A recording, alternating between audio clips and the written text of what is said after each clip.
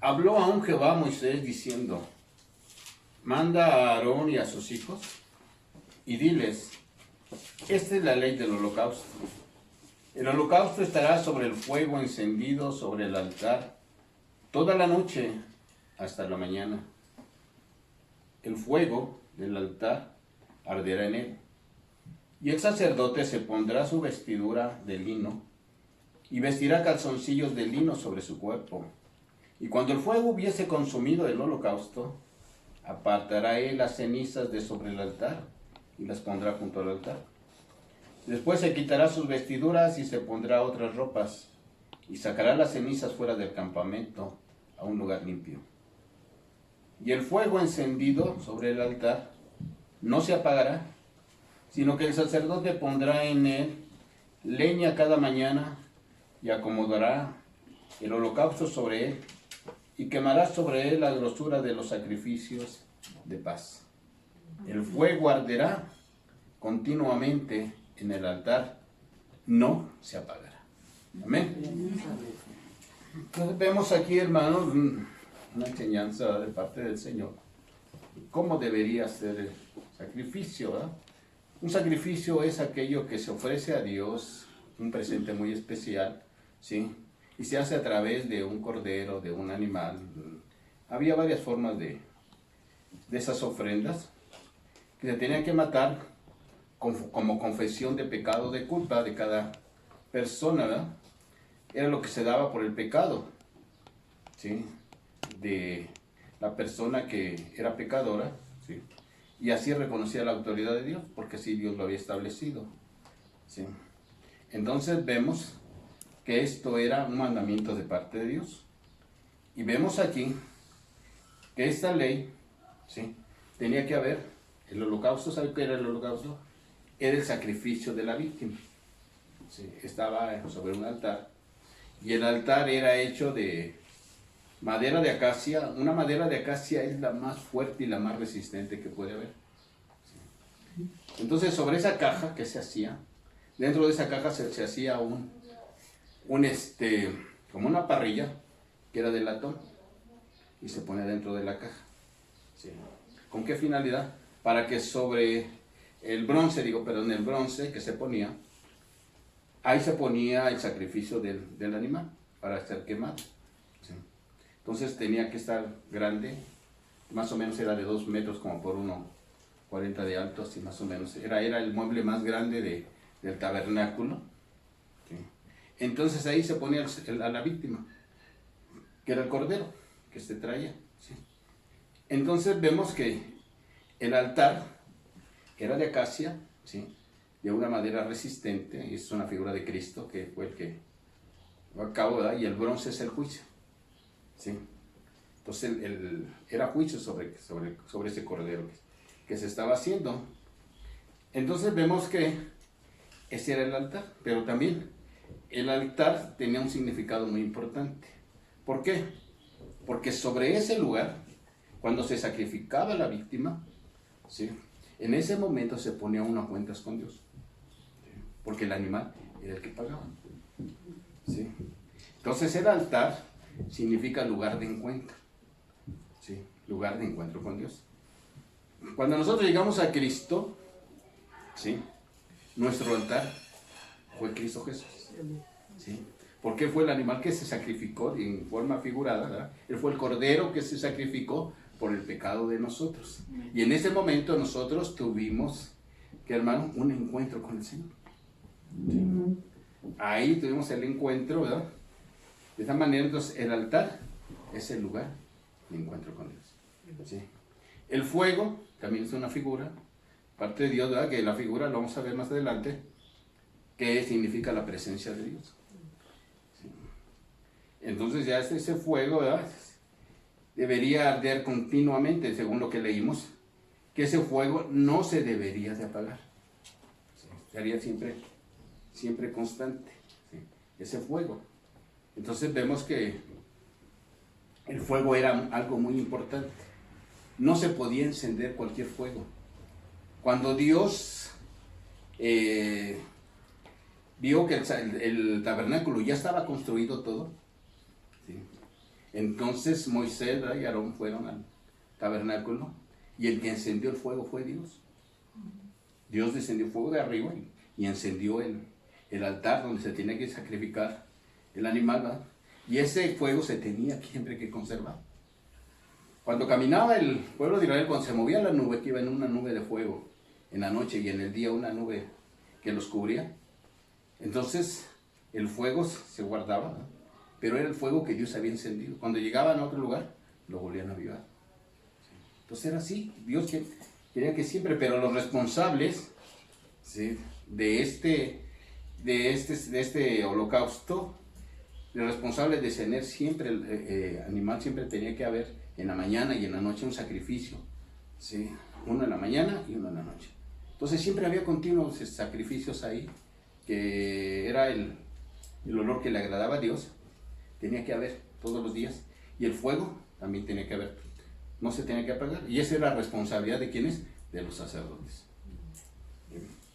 Entonces, viendo lo que estamos ahorita leyendo, esto es lo que está significando, ¿verdad? Lo que tenemos que hacer cada uno de nosotros.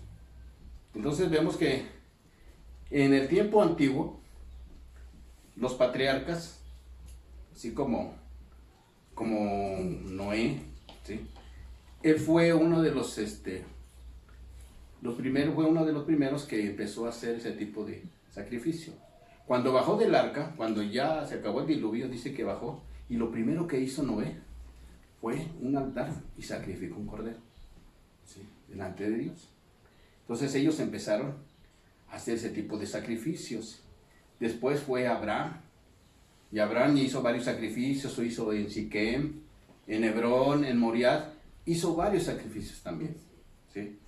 Después Isaac también llevaba y hacía sus altares y ponía sus sacrificios.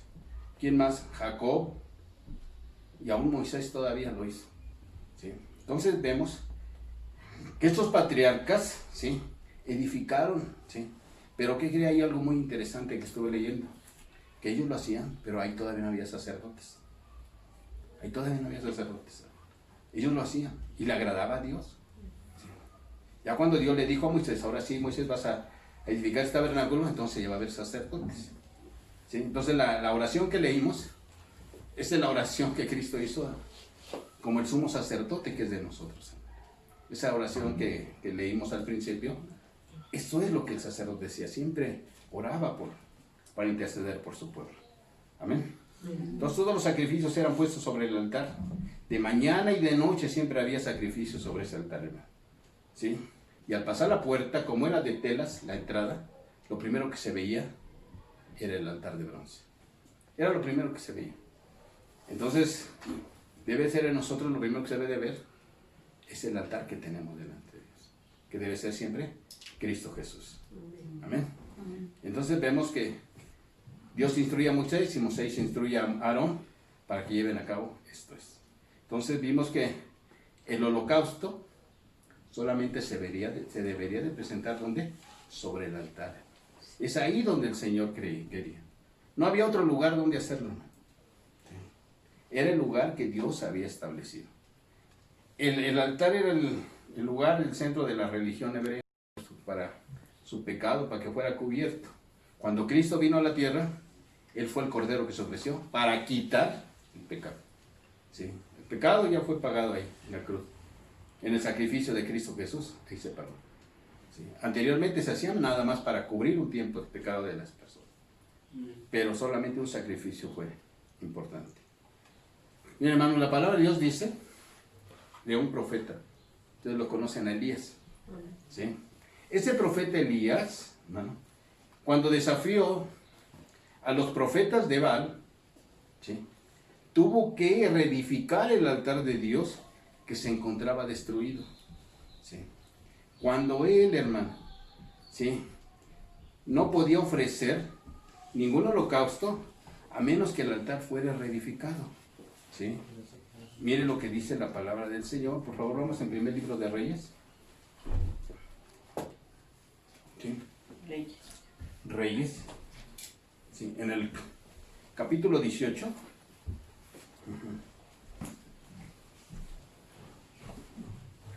Dice qué tan importante es Aquí vamos a ver varias cosas muy bonitas. Dice así.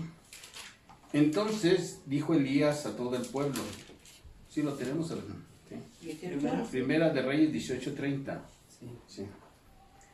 Entonces dijo Elías a todo el pueblo, acérquense a mí. ¿Sí? ¿Se acuerdan de que vean la ilustración? ¿Qué es lo que estaba pasando ahí en ese momento? Recuerda que Israel estaba dividido. ¿Sí? Muchos estaban adorando a Baal, ¿sí? Y de Dios ya se ven desatendido. ¿Sí? Entonces el profeta Elías fue a predicarles eso. ¿Sí? Y les dijo, ¿hasta cuándo van a estar en dos pareceres? O sirven a los ídolos o me sirven a mí. Así le estuvo diciendo, ¿no? Dice, ya pónganse de acuerdo, ¿por qué no puede estar así? Entonces le dice, vamos a hacer una cosa, le dice al rey. Mira, rey, acá, vamos a hacer una cosa. Vamos a hacer algo. Y vamos a ver que el Dios que responda por fuego, ese es el Dios verdadero. Si los Baales hacen su sacrificio y cae fuego del cielo, que me mate. ¿Sí? Pero si no, yo voy a hacer el holocausto, ¿verdad? Y entonces si mi Dios responde por fuego, voy a matar a tus sacerdotes. Y acá me parece bien. Parece bien el reto, vamos a hacer el reto. Y así fue, ¿sí? Estuvieron de acuerdo y sacaron todo, ¿verdad? Y entonces vemos que Elías le dice a los sacerdotes de Baal, ustedes empiecen. Y empezaron ellos a hacer sacrificios, ¿verdad? Y hicieron su altar y quemaron su animal que ellos tenían y todo, estuvieron hasta mediodía gritando y que se cortaban y se sangraban para que el Señor los escuchara y nunca los escuchó. Y dice que Elías se burlaba de ellos. ¿Sí? Decía en el verso 27. Dice, y aconteció al mediodía, Elías se burlaba de ellos diciendo, gritad con alta voz, porque Dios quizás está meditando o tiene algún trabajo o va de camino, tal vez duerme y hay que despertarle, ¿no? O sea, como estaba burlando de ellos, ¿no? Su Dios está haciendo otras cosas que ni los atiende. Bueno, entonces ya cuando le tocó a Elías, entonces ya dice en el verso 30, entonces dijo Elías a todo el pueblo, acérquense a mí. Y todo el pueblo se le acercó y arregló el altar de Jehová que estaba arruinado. Fíjense, ¿sí? Tuvo que hacer a Elías un altar. ¿Sí? Y el altar se tiene que hacer de piedra. Bueno, en ese tiempo lo hacían de piedra, ¿verdad? Y dice, y tomando Elías 12 piedras, conforme al número de las tribus de los hijos de Jacob, o sea, de Israel, al cual había dado palabra de Jehová diciendo, Israel será tu nombre. Y edificó con las piedras un altar en el nombre de Jehová. Después hizo una zanja alrededor del altar, en que cupieran 2 medidas de grano. Preparó luego la leña, y cortó el buey en pedazos, y lo puso sobre la leña. Y dijo, llenen 4 cántaros de agua, y derrámenla sobre el holocausto, y sobre la leña. Y dijo, háganlo otra vez, y otra vez lo hicieron. Y dijo aún, háganlo tercera vez, y lo hicieron la tercera vez. De manera que el agua corría alrededor del altar, y también se había llenado de agua la zanja. Cuando llegó la hora de ofrecer el holocausto, se acercó el profeta Elías, y dijo, Jehová Dios de Abraham, de Isaac, de Israel, sea hoy manifiesto que tú eres Dios de Israel, y que yo soy tu siervo, y que por mandato tuyo he hecho todas estas cosas. Respóndeme, Jehová, y respóndeme para que conozcan este pueblo, que tú, oh Jehová, eres Dios, y que tú vuelves a ti el corazón de ellos. Entonces cayó fuego de Jehová, y consumió el holocausto, la leña, las piedras, y el polvo, y aún lamió el agua que estaba en la zanja. Viendo todo el pueblo, se postraron y dijeron, Jehová es el Dios, Jehová es el Dios. Entonces Elías le dijo, prender a los profetas de Baal para que no escape ninguno. Y ellos los aprendieron y los llevó Elías al arroyo de Gisón y ahí los degolló. Entonces veamos, hermano. Por eso es muy importante ver qué tan importante es tener un altar edificado. ¿Sí? Entonces Elías tuvo que hacerlo con esa finalidad, porque solamente en los lugares que Dios ha establecido es ahí donde se ofrece el sacrificio, donde Dios lo acepta. En este caso nosotros sabemos que nuestro altar, ¿quién es? Es Cristo Jesús. ¿Sí? Es ahí nuestro lugar de encuentro. ¿sí? Es ahí donde nosotros tenemos que llegar y ofrecer nuestras vidas. Amén. Y dice que el altar siempre estaba siempre con un sacrificio. Entonces todas las tardes cuando el sol se ponía, se ofrecía el holocausto. ¿Sí? Y toda la noche quedaba prendido. Y al otro día en la mañana ponían otro nuevo. O sea, ¿qué era? ¿Se imaginan cuántos animales se sacrificaban? ¿Sí?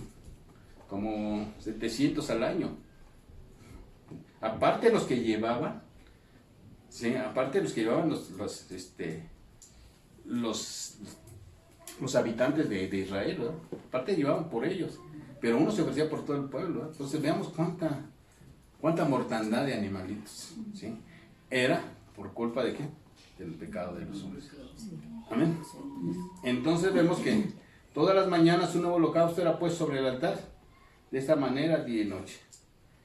Mire, hermano, es algo que nos enseña algo muy bonito. Así debe ser la vida del cristiano. Siempre debe haber ocupado algo en el altar. ¿Sí? Nosotros debemos siempre de ocuparnos de las cosas. ¿Sabe cuál era la ocupación que tenía la iglesia? La hablamos el día jueves. ¿Sabe qué es lo que hacía? Miren, vamos a ver, en Hechos 2, vamos a recordarlo otra vez. Amén. ¿Cómo era su vida de ellos? Cuando ellos, ¿sí? Empezó la vida de iglesia, dice en Hechos capítulo 2, ¿sí? Amén. Dice en el verso 41 y 42, dice: así que los que recibieron su palabra fueron bautizados, y se añadieron aquel día como 3,000 personas. Y miren en qué se ocupaban, dice. Y perseveraban en la doctrina de los apóstoles, en la comunión con otros, en el partimiento del pan y en las oraciones. Y dice en el verso 46 y 47. Y perseveraban unánimes cada día en el templo, y partiendo el pan en las casas, comían juntos con alegría de sencillez de corazón, y alabando a Dios y teniendo favor con todo el pueblo. Y el Señor añadía cada día a la iglesia los que habían de ser salvos. Entonces veamos, hermano, cuál era su ocupación de esta iglesia. ¿Sí? Entonces ellos tenían ocupado todo el día. Ya esa dispensación de los sacrificios ya había quedado atrás. Ahora estamos ya en la dispensación de la gracia. ¿Sí? Entonces eso es algo, es una figura, lo que estamos tomando ahorita del verdadero sacrificio. Y ahorita lo que estamos cantando, que nuestra vida debe de ser una ofrenda delante de Dios. Sí. ¿Sí, hermano? Usted ya no va a llegar con su cordero, ¿verdad? Ya no va a llegar y va a hacer barbacoa para... No, ya no, hermano. Ya se hizo una.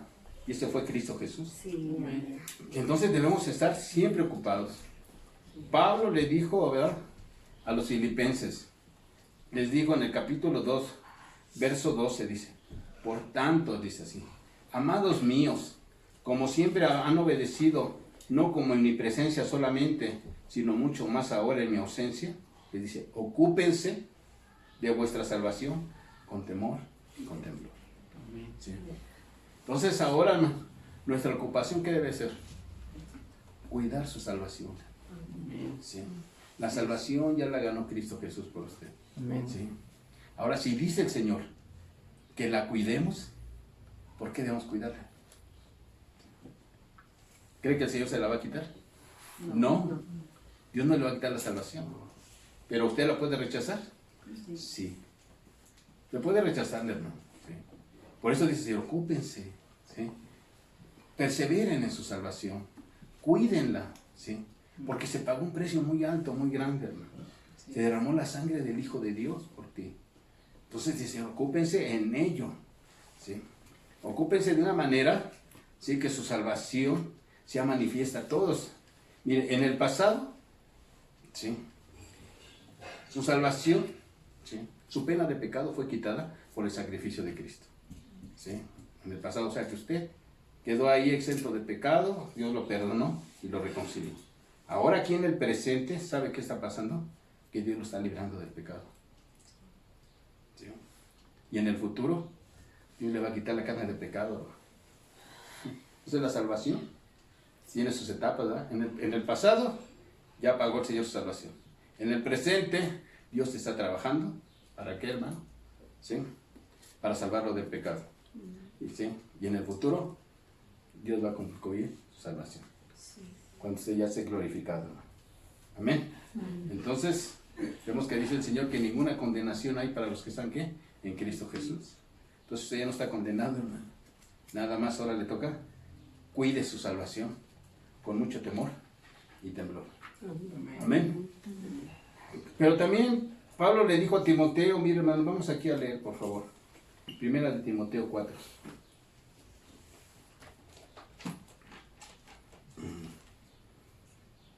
Lo que le dijo a Timoteo también. ¿En qué debería de ocuparse Timoteo? 4:12 al 16, por favor.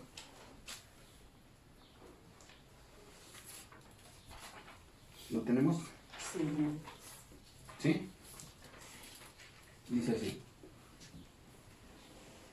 Ninguno tenga en poco tu juventud, Timoteo, ¿verdad? Vamos, 4:12. Está hablando con él, ¿verdad? Sino sé ejemplo de los creyentes en palabra, en conducta, en amor, en espíritu, en fe y en pureza. Entre tanto que voy, ocúpate en la lectura. Aquí otra vez, ¿verdad? Estar ocupado. Ocúpate en la lectura, en la exhortación y la enseñanza. No descuides el don que hay en ti, que te fue dado mediante la profecía con la imposición de las manos del presbiterio. Ocúpate en estas cosas, permanece en ellas, para que tu aprovechamiento sea manifiesto a todos. Ten cuidado de ti mismo y de la doctrina. Persiste en ello, pues haciendo esto te salvarás a ti mismo y a los que te oyeren. Amén. Entonces vea, hermano, ¿sí? Hay que estar ocupado, ¿verdad? Y dice, ocúpate de tu salvación. Ahora Timoteo le dice, mira Timoteo, eres muy joven, ¿sí? Te voy a decir un consejo, ¿sí? Ocúpate en esto, ¿sí? Y empieza a darle una serie de indicaciones, ¿no? Timoteo era un pastor muy joven, ¿sí? Era un congregante muy joven, ¿verdad? Entonces veamos que a él se le encargó, ¿sí? La iglesia. Y dice, mira, tú vas a ser un representante apostólico, ¿sí? Pero mira Timoteo, yo necesito, como tú estás muy joven, necesito que tú seas un ejemplo, ¿sí? ¿Por qué? Porque había en la iglesia más ancianos, había gente más madura, más grande, ¿sí? Con mayor conocimiento, ¿verdad? ¿Sí? Entonces, como eran mayores que Timoteo, lo consideraban muy joven como para tomar un cargo, una responsabilidad muy grande, ¿sí? Sobre todo si se consideraba como un representante de la iglesia, ¿sí? Entonces le dice, mira Timoteo, como tú estás muy joven, la única forma que te puedes hacer respetar es que seas ejemplo, ¿sí? Así es. Entonces veamos que hoy en día, miren, el joven que quiere ser respetado debe también de ser un ejemplo, ¿sí? Y le empieza a dar ciertas indicaciones, ¿no? Dice, sé ejemplo, y el ejemplo equivale a ¿qué? Ser un modelo, ¿sí? Que tú seas un modelo, ¿verdad? ¿Ejemplo a quiénes? A todos los creyentes, a todos los jovencitos también, ¿verdad? ¿Sí? Entonces, eso es lo que le estaba diciendo Pablo a Timoteo, mira, tienes que ser un ejemplo. ¿En qué, Pablo? En conversaciones, o sea, en palabra, ¿sí? Una conversación que dé ejemplo, que sea positiva, que sea edificante, hermano. ¿Sí? Porque a veces nuestras palabras no son muy edificantes. Miren lo que dice en Efesios, por favor. Ahí estamos cerca. Efesios 4:29. Dice así a la palabra del Señor. Le dice a Pablo a los Efesios, dice, ninguna palabra corrompida salga de vuestra boca, sino la que sea buena para la necesaria para edificación, a fin de dar gracia a los oyentes. Y no contristéis al Espíritu Santo de Dios, en el cual fuisteis sellados para el día de la redención. Quítese de vosotros toda amargura, enojo, ira, gritería y maledicencia y toda malicia. Antes sean benignos unos con otros, misericordiosos, perdónense unos a otros como Dios también les perdonó a vosotros en Cristo Jesús. Amén, hermano. Entonces veamos, cuando le dice Pablo a Timoteo, sé ejemplo en palabra, ¿sí? ¿Sabe qué es una palabra corrompida? ¿Sí? Una palabra corrompida son las palabras que a veces salen de nosotros, ¿sí? Palabras deshonestas, ¿sí? Dice la palabra, que se habla con mala intención, ¿sí? Y esto, vamos a ver un ejemplo como la murmuración, ¿sí? Esa es una palabra corrompida. La murmuración, ¿verdad? Cuando se hace, sí, detrás de la persona que no está. Sí. A veces lo hace uno con la finalidad de desprestigiar a la persona. Sí. Esa es la murmuración. O el chisme o las críticas. Esa es una palabra corrompida, ¿verdad? Y hermano, ya en la ley ya estaba prohibido esto. Ya en la ley ya Dios había prohibido, ¿sí?, a los hombres que no hablaran de esa manera. Dice en Levíticos 19:16, no lo busquen, nada más se lo voy a leer. Dice, no andarás de calumniador en medio de tu pueblo. Así es.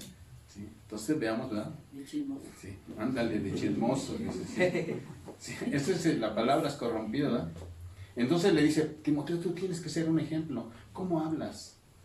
¿Sí? ¿Cómo debes de dirigirte a las personas? A los ancianos debes de respetarlos como abuelos, a los más maduros como padres, a los jovencitos como hermanos, y empiezo a darle una serie de indicaciones. ¿Sí?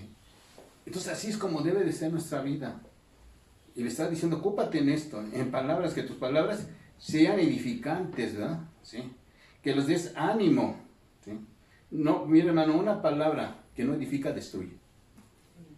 Sí. ¿Sí es así? Sí. Una palabra que no va a edificar, lo va a destruir, hermano. ¿Sí? Y Pablo hace una advertencia muy solemne, mire hermano. A veces las malas palabras, sí, eso lo sucede en Corintios. Ya lo hemos leído algunas veces. Que algunos, ¿verdad?, quieren edificar de otra manera. Unos sí lo hacían con piedras preciosas, oro, plata, piedras preciosas, pero otros lo hacían con heno, hojarasca y madera. Y esto habla humanamente, dice. Pero dice Pablo, pero si alguno destruye el templo de Dios, ¿sí?, va a tener juicio. Porque mire, una palabra mal corrompida puede destruir al hermano que también es templo de Dios. Sí. Pues tenemos que tener mucho cuidado con eso, ¿verdad? Entonces, de la abundancia del corazón que habla la boca, ¿qué hay en su corazón? Si en su corazón es abundante, ¿verdad? Hay muchas cosas que abundan, digamos, porque algunos corazones, ¿verdad?, así son, ¿verdad?, son bien abundantes en cuanto a chisme, ¿verdad?, en cuanto a murmuraciones, pero están llenos de eso, ¿verdad? Sí. Entonces, si usted ha visto a personas cuando usted va a algún lugar y que le empieza a hablar de política, porque su corazón está lleno de ahí. Sí. Si usted va a otro lugar y le hablan de fútbol, le van a hablar de fútbol. Sí. Entonces, porque su corazón está lleno del fútbol. Sí. Así. Y entonces veamos que así pasa. Sí. Y usted va a un salón de belleza y usted te va a dar cuenta ahí de qué se está hablando, ¿verdad? Sí. ¿Sí? ¿De qué están hablando? ¿De qué está hablando y de qué está lleno su corazón? Si su esposo está lleno de usted va a hablar de su esposo, ¿verdad? Esperemos que hable bien, ¿verdad? Que digan, no, mi esposo sí es el buen marido, ¿verdad? Sí me saca, sí me lleva. ¿Sí? Entonces veamos, ¿no?, que le dice, sé ejemplo en palabra. Y luego le dice, sé ejemplo en conducta, Timoteo. ¿Sí? En la conducta. Sí. Mi hermano, anteriormente nosotros veníamos con una naturaleza ya caída. Sí, una naturaleza que viene ya contaminada, ya viciada, ¿no? Traemos muchas cosas arrastrando. Entonces debe de haber un cambio en nuestra vida. Por eso dice a Timoteo, mira Timoteo, tu conducta debe de ser diferente. ¿Sí? Y si tú tienes una buena palabra y una buena conducta, mira, te van a respetar toda la gente. Porque tú vas a ser un ejemplo, ¿no? Sí. Cuando uno sale del mundo y nos lleva a Cristo, nuestra naturaleza debe de cambiar, porque así dice la palabra. Dice, de modo que si alguno está en Cristo, nueva criatura somos, ¿verdad? Las cosas viejas, ¿qué? Todas las demás son hechas, ¿qué? Nuevas. ¿Sí? Entonces debemos de quitar ese viejo hombre, ¿verdad? Para que todo lo que Dios está haciendo ahora en espera de la nueva vida, sea una vida de una buena conducta que le agrade a Él. ¿Sí? No que le agrade al hermano, ni al pastor, no, hermano. Que le agrade a Cristo, ¿verdad? ¿Sí? Entonces es la evidencia de una nueva dimensión de cómo nos vamos a ir despojando de nuestra forma de vida que llevamos antes. Usted tiene que irse quitando el viejo hombre, ¿verdad? Se tiene que vestir y ponerse el nuevo. El nuevo es Cristo Jesús. ¿Sí? Entonces todo eso nuevo, esa nueva vestidura es conforme a la de Cristo Jesús. Y luego le dice, mira, lo que tienes también que andar en amor. Sí, todo lo que está pidiendo aquí. Entonces debemos ocuparnos en ¿qué? En el amor, hermano. Y el amor es tener consideración hacia los demás. Preocúpate por el prójimo, porque está más cerca de ti. El prójimo es el que está más cerca. ¿Sí? Entre matrimonios, usted debe preocuparse por su esposa, ¿sí? Con sus hijos, ¿sí? Con sus papás, con sus hermanos. Así debe de ser el amor, hermano. Y mayormente, dice, a los hermanos en la fe. También debemos nosotros de preocuparnos por ello. Entonces debemos siempre buscar desinteresadamente el bien ajeno, ¿sí? Si usted ve, hermano, que alguien está pasando alguna necesidad, tiene que apoyarlo, ¿sí? Sí. Tiene que apoyarlo. Entonces, ese debe de ser también, ¿verdad? El amor. ¿Se acuerdan ustedes del pasaje del buen samaritano? Sí. ¿Qué es lo que hizo? ¿Sí? Porque a veces a veces pasamos cosas como la del buen samaritano, ¿verdad? Que cuando vemos al necesitado, ¿sí? Que vemos que lo está ahí medio, ya se está muriendo, hacemos y le damos la vuelta así, mire, vámonos por acá, para que no me vea. ¿Sí? Y dice que el sacerdote, ¿verdad? Era el que pasó primero y vio al que estaba ahí medio muerto y dijo, no, me voy a contaminar con esto. Y atrás venía su trabajador, ¿verdad? Venía el levita, que era su ayudante, y también iba a su casa, y vean, ese se me voy por acá. Y lo dejó ahí. Pero pasa uno, ¿no? El samaritano, ¿no? Que no tenía nada que ver, y lo ve y dice, sí. Se bajó, lo levantó, lo curó, lo vendó, le echó vino y aceite, ¿verdad? Y una vez que ya lo cargó, se lo llevó y lo llevó al mesón y lo dejó ahí. ¿Sí? Y todavía pagó, dice, toma, aquí está. Si algo te sale más caro, yo cuando venga te lo pago. Entonces veamos, este debe de ser, hermano, nuestra forma de amor hacia los demás. ¿Sí? Preocupémonos, hermano, por aquellos que están en necesidad. Y luego dice Timoteo también, estoy pidiendo, ¿verdad?, que seas ejemplo. ¿En qué dice? En amor. En el espíritu casi no aparece esta palabra, solamente en algunas Biblias aparece, no en todas. ¿Sí? Entonces, pero dice en fe. En fe quiere decir en el sentido de fidelidad y lealtad. Usted tiene que ser fiel a Dios, ¿no? ¿Sí? Fiel, ¿sí? Y ser leal a Cristo Jesús. Sí. Amén. Y también dice en pureza. ¿Qué usted cree? ¿Qué alcanzamos a entender con pureza? Amén. Exactamente. Un testimonio intachable, ¿verdad? Sí. Que nuestro testimonio diga más que las palabras que a veces hablamos. El testimonio habla más que las palabras, hermano. ¿Sí? Usted debe de tener, ¿verdad?, una correcta relación con Dios, hermano. ¿Cómo le diré? Que su vida vaya al parejo con lo que usted a veces predica. ¿Sí? Así tiene que ser nuestra vida. Que lo que usted predica tiene que vivirlo. O vivirlo antes de lo que vamos a predicar. ¿Sí? A veces así nos ha pasado. Y a veces predicamos unas cosas y a veces el Señor nos ve y dice, ¿a poco sí? Yo creo que el Señor nos ha de decir así, ¿verdad? Cuando hablamos una cosa y le decimos esto, dice, bueno, ¿y de cuándo lo viviste esto? ¿Verdad? Como que el Señor se da cuenta de lo que a veces hablamos. Y a veces hablamos cosas que dice, ahora sí te voy a pasar por ahí, a ver qué sientes. Y sí, hermano, a veces tenemos que vivirlo antes de poder pasarlo. ¿Sí? Entonces, debe de ser una vida en pureza. ¿Sí? También le dice, ¿sabes qué, Timoteo? Te tienes que ocupar en la lectura. Aquí es la lectura. Y en estudiar, ¿verdad?, en leer la palabra del Señor. Pública y privadamente, ¿verdad? ¿Sí? ¿Saben que las cartas se leían no solamente en ese lugar, sino también se las llevaban a otro lugar y las leían? Las cartas de Pablo. Así era. Miren, vamos a ver, por favor. Sí, en el libro de Colosenses 4:16. Ahí estamos cerquitas.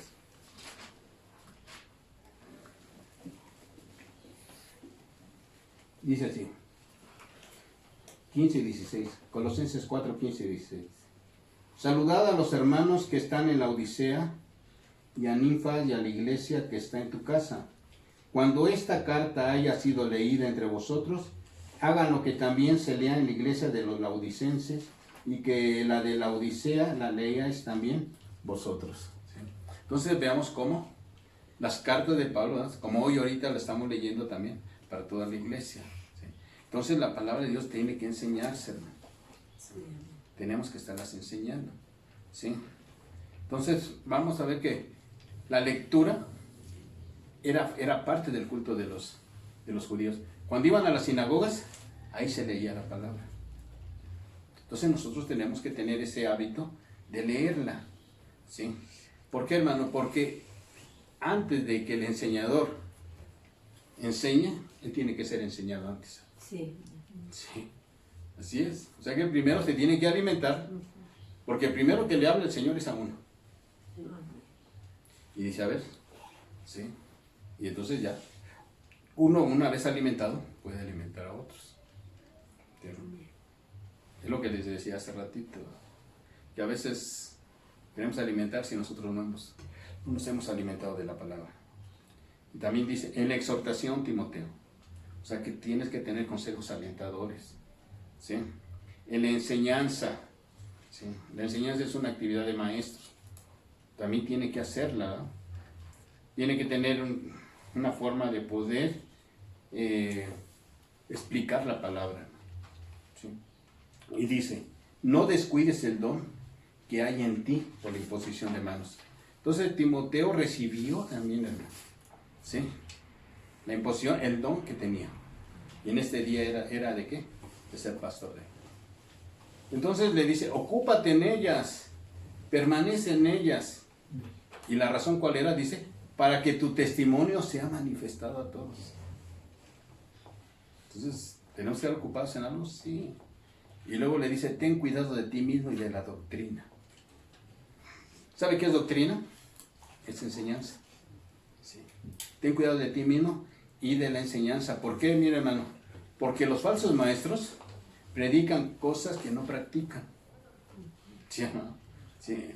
Entonces es ahí donde hay el problema. Sí. Mire, hay cosas que... Hay maestros falsos que son profesionales del púlpito. Con mucho respeto lo voy a decir. Sí. Se dedican, ¿no?, a ser buenos predicadores. Y se preparan. Y son mejores que uno para predicar porque ya es de su profesión. ¿Sí, hermano?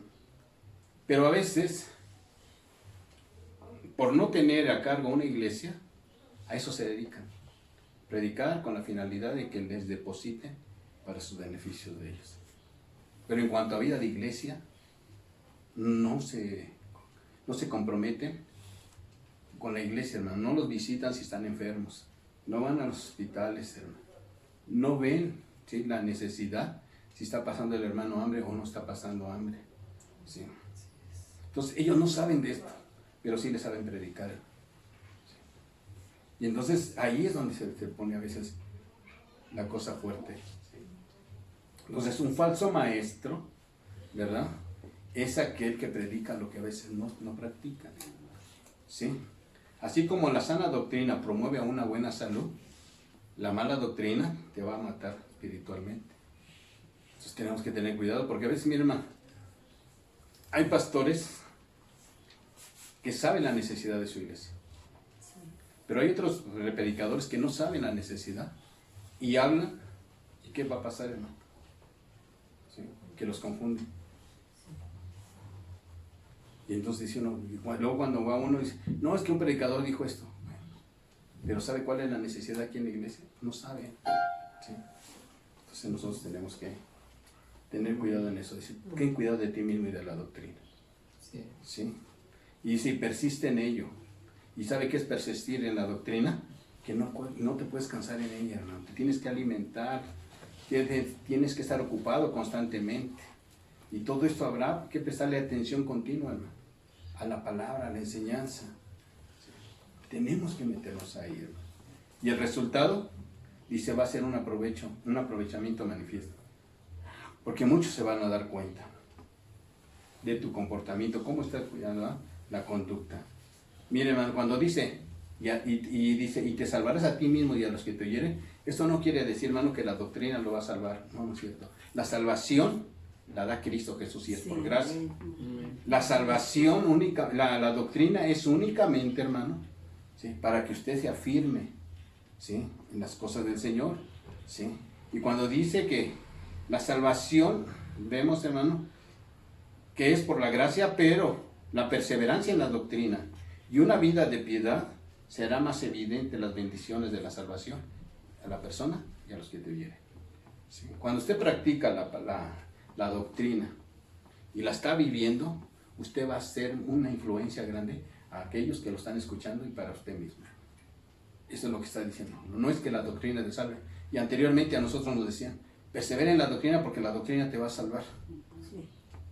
Así nos decían antes. Sí. La doctrina. No, hermano. El que te salva es Cristo, es la gracia Sí, de Dios, amén. el favor de Dios. La doctrina lo único que te hace es afirmarte en esa salvación. Sí. Eso es lo que... ¿Sí, hermano? Sí. Bueno, vamos a pasar adelante. ¿Sí? Entonces vemos que hay otra cosa muy importante, hermano. Vemos que el fuego está relacionado con la presencia de Dios. ¿Sí? Siempre tenía que haber fuego. Siempre tiene que haber presencia de Dios en las cosas. ¿Sí?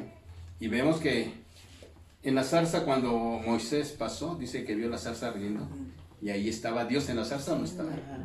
Ahí estaba. ¿Sí? Cuando se movía el campamento era porque la columna de fuego se iba moviendo, ¿eh? Y también hay que seguirla. ¿Sí? Entonces llena la presencia de Dios.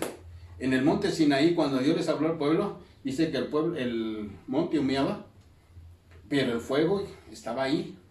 Entonces es una figura de la presencia de Dios. Entonces nosotros debemos siempre buscar siempre la presencia de Dios. ¿Por qué tan importante, hermano? ¿Sí? Porque solamente Él es el que nos da todo lo que necesitamos. ¿Sí? Cuando Dios enviaba el fuego del cielo para consumir los sacrificios, significaba que Dios los aceptaba. Y mire, hermano, no nada más fue con Elías que descendió fuego, no, descendieron con más. ¿Sí? Con Abraham, cuando hizo el pacto en Abraham, dice que Abraham sacrificó los animales y los abrió. Pero dice que en la noche venía una como antorcha con fuego y prendió el altar. Era Dios el que lo había prendido. Y ahí hizo el pacto con Abraham.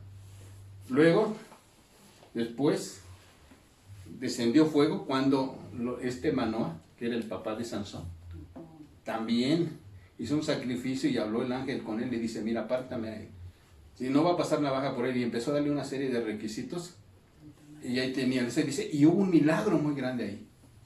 Dice, y hubo un milagro tan grande, dice, que se encendió el altar y en la lumbre se iba subiendo el ángel que estaba hablando con Manoah. Era una cosa muy bonita. ¿Sí? Entonces vemos que el fuego es presencia de Dios. ¿Sí? Y dice que iba subiendo. Elías ya lo vimos, ¿verdad? En el tabernáculo de reunión, cuando Moisés terminó el tabernáculo, el que encendió el fuego fue Dios. ¿Sí? Y después cuando Salomón terminó el templo, ya hecho de piedra, el que respondió con fuego también fue Dios, fue el que prendió el fuego. Entonces veamos cómo es tan importante. Y no solo esto, hermano. Cuando Dios ya empezó el trato con la iglesia, dice que Dios bajó del cielo, el Espíritu Santo, y se les aparecieron lenguas de fuego sobre la cabeza de cada uno. Wow. Qué bonito, ¿eh? Entonces es presencia de Dios lo que necesitamos. Sí. Sí. Damos la presencia de Dios. Entonces por eso el fuego debería siempre estar encendido. Por eso Dios mató a 2 hombres, ¿sí? A los hijos de Aarón, ¿sí? A Eliú y a Abdá y a Dios, no recuerdo cómo se llaman ellos. ¿Por qué los mató? Porque ofrecieron fuego extraño. Fuego que no era de ellos. Dijeron, no, pues esto es fácil. Vamos a hacer el trabajo. Llevaron fuego de otro lado, lo pusieron y Dios que los mata por haber ofrecido fuego extraño. Sí. No, tengamos cuidado, ¿verdad? Y eran Nadab y Abiú, fueran los que habían sido consumidos. Entonces vemos, hermano, que nuestro Dios dice que es un fuego consumidor, así dice la Biblia. Entonces por eso el Señor le decía, que el fuego no falte, que el fuego no falte. Y por eso le decía Pablo a Timoteo, Timoteo, aviva el fuego, ¿sí? El espíritu que necesito, ¿no? Y cantábamos el canto que decía que éramos como pabilos, ¿no? ¿Sabe que es un pabilo que apenas se está humeando, ¿verdad? Y está, todo está encendido, ¿verdad? Pero está humeándose, tiene vida. Pero cuando viene el Espíritu Santo y le sopla, vuelve a prender, hermano. Y eso es lo que el Señor quiere. Y eso es lo que los cantos, dije, ay Señor, gracias porque pusiste esos cantos, ¿no? Sí. Esto es lo que necesitamos. Y esa era la ley del holocausto que se tenía que hacer. Sacrificio es Cristo. El altar es el lugar de encuentro. Ahora yo te preguntaría, ¿es tu vida un altar donde se encuentras con Dios? Es una buena pregunta, ¿verdad? ¿Sí? ¿Tienes tu altar, hermano? Todos los días, porque todos los días oramos. Sí. ¿Sí? ¿Y a quién invitas primero? Pues es a Cristo, ¿verdad, Señor? Gracias por escucharnos, gracias porque estás aquí, Señor. ¿Sí? Entonces, el altar es el lugar de encuentro contigo y con Dios. Así es. Y Señor, aquí, yo quiero. ¿Sí? Tú eres mi altar, ¿sí? Así es. A ver, ¿en tu vida hay un altar donde siempre hay ofrenda a Dios? No es así, ¿no? Porque si acá estamos pidiendo que debería tener ofrenda todos los días, tu vida es una ofrenda delante de Dios. Sí. Tiene que ser, hermano. ¿Sí? Y Pablo se lo dijo claramente en los Romanos, en el capítulo 12, ¿sí recuerdan ustedes? Miren, vamos a leerlo. 12:1. Dice Pablo: así que, hermanos, os ruego por las misericordias de Dios que presentéis vuestros cuerpos en sacrificio vivo, santo, agradable a Dios, que es vuestro ¿qué? Culto racional. Amén, hermanos. Amén. ¿Sí? ¿Cómo presentamos nuestro cuerpo? ¿Sí? En verdad tu cuerpo es un sacrificio vivo, porque mire, el sacrificio que se ofrecía en el Antiguo Testamento era el cordero, estaba vivo, hermano, pero ahí lo degollaban, ahí tenía que morirse. ¿Sí? Así era. Ahora, dice Pablo, dando así una ilustración, tu sacrificio, tu cuerpo debe ser así un tipo de sacrificio que te cueste tu vida ahora, hermano, que sacrifiques, ¿verdad? Sí. Y mire, Pablo más abajo está hablando acerca de que lo que es un verdadero sacrificio, una verdadera ofrenda, dice. No te conformes a este siglo. ¿Qué quiere decir con eso? No te amoldes a este mundo. No tome lo que el mundo te está dando, hermano. ¿Sí? Hoy vemos, hermano, cómo las modas, ¿verdad?, que se están entrando en las iglesias, ¿verdad? ¿Sí? Para jovencitas y todos, y vemos que ahí es igual, hermano, para todo. Ese es amoldarse al mundo, tomar las normas que el mundo te está ofreciendo, ¿verdad? Y dice, transfórmate por medio de la renovación de tu entendimiento. ¿Sí? Entonces, mira, para poder rendir este culto a Dios primero, no nos debemos amoldar al mundo. Tenemos que renovarnos. Nuestro entendimiento tiene que ser renovado. ¿Sí? Y dice, para que comprobéis cuál sea la buena voluntad de Dios, agradable y perfecta. ¿Sí? Una vez que tú ya te renuevas, que ya dejaste el mundo y que te empiezas a renovar tu mente, vas a comprobar cuál es la voluntad de Dios, buena, agradable y perfecta. Amén. ¿Por qué? Porque Dios es bueno, agradable y perfecto, hermano. Sí, amén. Sí, entonces de ahí va a empezar todo. Y es tu vida, ¿verdad? Ya como cantábamos, Señor, que mi vida sea una ofrenda para ti. A ver, Señor, si es cierto, ¿verdad? Primero, no te amoldes a este mundo, ¿verdad? Y luego dice en el verso 3, pues por la gracia que me es dada a cada cual que está entre vosotros, que no tenga más alto concepto del que debe de tener. ¿Para qué está diciendo eso? Humíllate, bájate de tu nivel. Así es. ¿Sí? No seas orgulloso. ¿Sí? Porque a veces, hermano, porque tenemos un estudio, porque a veces alcanzamos que ya terminamos una carrera, creemos que ya lo sabemos todo. Y no es así, hermano. Sí. ¿Sí? Queremos controlarle la vida a los demás. Y no es así. Dice que no tengas más alto concepto, ¿no? Hay que ser humildes, dijo Jesús. Sean humildes y mansos como yo. Sí. Y van a encontrar descanso, dice el Señor. Pero a veces nos hace falta, hermano, porque a veces somos más egocéntricos. Nosotros mismos buscamos nuestro propio beneficio nosotros Así es. que el de los demás. Así es. A veces así pasa. No tengas más alto concepto. Dice, sino que piense sí con cordura, conforme a la medida de fe que Dios le repartió a cada uno. Conforme a lo que Dios te ha dado, de esa manera debe de. ¿Sí? de conducirte. Amén. Sí. Y luego dice el Señor más adelante, ¿eh? Conforme a la medida que le repartió cada uno. Si a ti Dios te llamó para algo, ahí en esa humildad debes de caminar.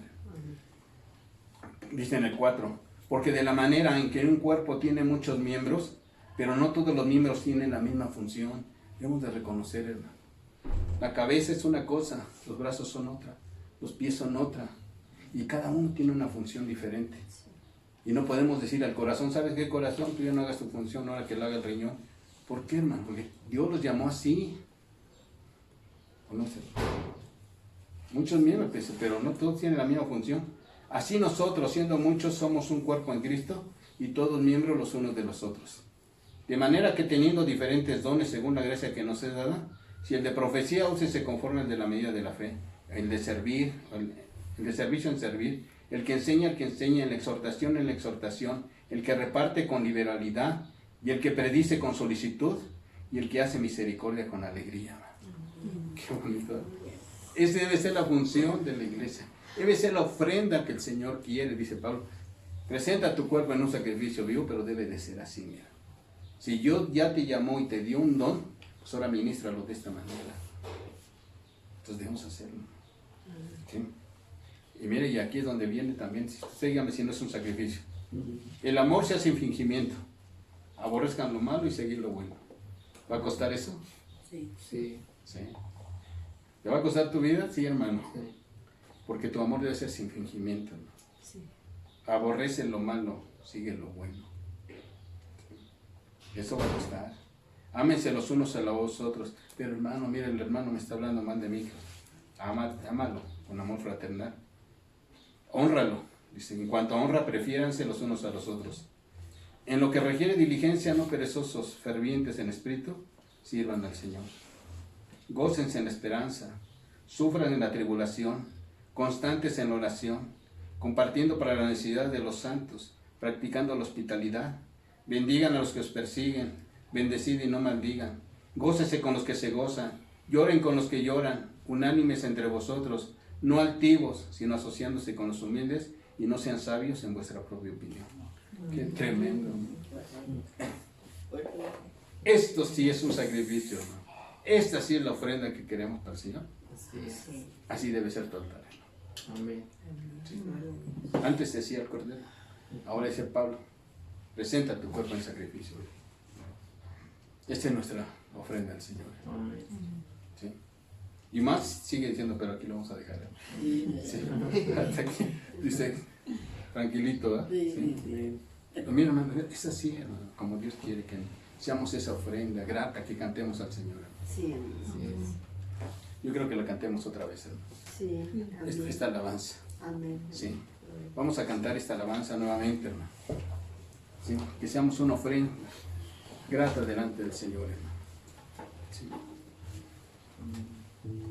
¿Nos va a costar? Sí, hermano. Sí. Pero sabemos que Dios es bueno. Sí. Aleluya.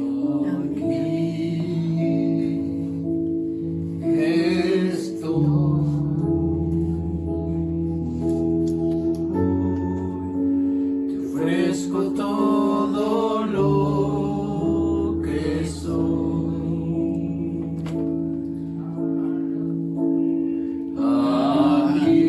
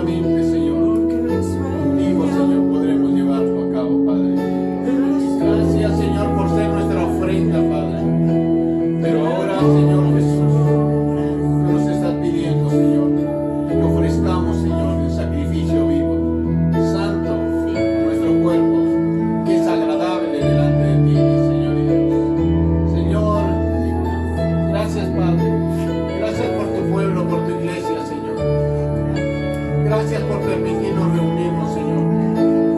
Poder estar delante de tu presencia, Padre. Gracias, Señor, esperando que tu palabra, Señor, quede en los corazones de tu pueblo, Señor Jesús. Esperando que usted nos haya hablado, pueda usted producir un cambio, Señor, en nuestras vidas, Padre. Yo le doy gracias, Señor, por cada miembro de la iglesia, Señor Jesucristo. Gracias, amados hermanos. Hermanos, antes de despedirnos, quiero felicitar primeramente, hermano, a mi hermana Leti, de un año, Dios le bendiga. Pero también, hermano, quiero felicitar a la hermana Lidia. Me parece que el día 4, que me había dicho, cumple también años, y que Dios le siga bendiciendo a ella, a su familia, a sus hijas, que Dios los cuide, los guarde a todas sus familias, los que cumplieron años, y que Dios les siga bendiciendo, hermanos. Y vamos al pastel. Y no se les olvide decir el pastel, hermana Lidia. No le sople. Nos invita al molde. Hermanos, les aviso el domingo que viene, el 1 Dios, vamos a celebrar la mesa del Señor. Si no hay otros cambios que nos digan, vamos a hacerlo, y que Dios les siga bendiciendo.